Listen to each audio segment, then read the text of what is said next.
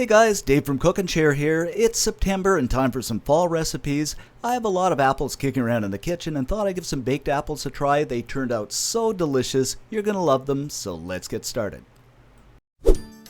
So I'm going to get going here by making the filling, and to do this I'm going to combine a quarter cup of brown sugar with a teaspoon of one of my all-time favorite spices, cinnamon, followed by a quarter cup of raisins. Now these are optional, but I find them really yummy. Followed by a quarter cup of finely chopped walnuts. I suppose you could use pecans too. You could do this recipe without the raisins and nuts, but I guarantee this makes it so much more delicious. So we're just going to give everything a stir here until it's nicely combined, and just set it aside. After you've done that, we're going to work on our apples, and I've got a bunch of Fuji apples kicking around, and I'm going to use those, and I really like them because they're nice and sweet. So what you need to do is take a paring knife and remove the top portion of the core. And what I usually do is cut around on about a 45-degree angle, and this seems to pop it out nicely.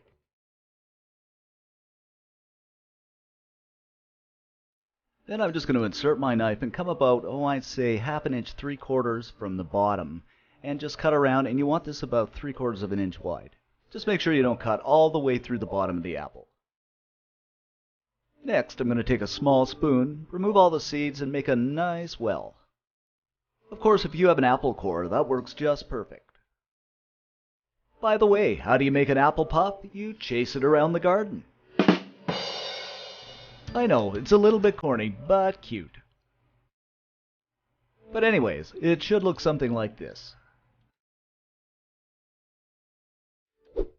Alright, now what you want to do is scoop up some of the yummy mixture, spoon it into the apple.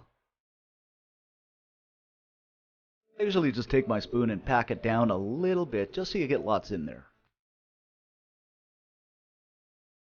And we're going to put a little bit of butter over the top. Okay, now we have all the filling in the apples. We're going to put them into a baking dish.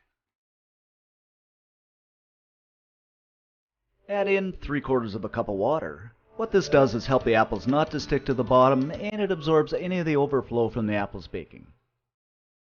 I like mine topped off with a few more crushed walnuts, but it's entirely up to you.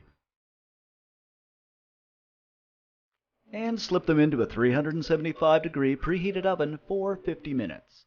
While the apples are baking, don't forget to click subscribe, and that way you'll never miss a video. After 50 minutes, our apples are nicely done, and oh my god, they smell so good I can hardly wait to dig in. We're just going to split one open and take a look inside. And doesn't that look delicious?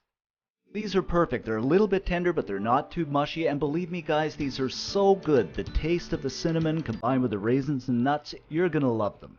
You can serve these up with some vanilla ice cream, and it makes an awesome dessert.